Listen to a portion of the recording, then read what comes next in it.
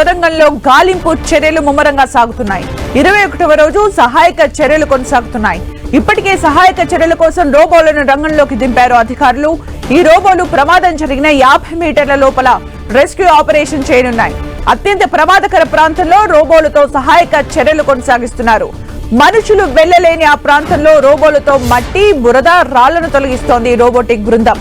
తొలగించిన మట్టిని, బురదను conveyor belt ద్వారా బయటకు తరలించే అవకాశం ఉన్నట్లు తెలుస్తోంది. రోబో చేయాల్సిన పనుల్ని 2 కిలోమీటర్ల దూరం నుంచి రోబోటిక్ బృందం ఆపరేట్ చేస్తోంది.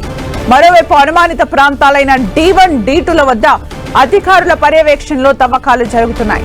D2 వద్ద కేరళ జాగిలాలు మరోసారి వాసన పసిగట్టడంతో తవ్వకాలు జరుపుతున్నారు. అయితే ఈ ప్రాంతంలో TBM కు సంబంధించిన లోహపు శకలాలు మాత్రమే కనిపించాయి. D1 నుంచి D2 మధ్య TBM కు సంబంధించిన మెటల్ ప్లాట్ఫామ్ ఉంది.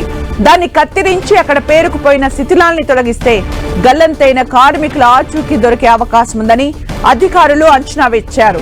అయితే ప్లాట్ఫామ్, క్యాబిన్ ను ప్లాస్మా గ్యాస్ కటింగ్ పరికరాలతో కత్తిరించి శిథిలాల్ని అధికారులు తొలగిస్తున్నారు.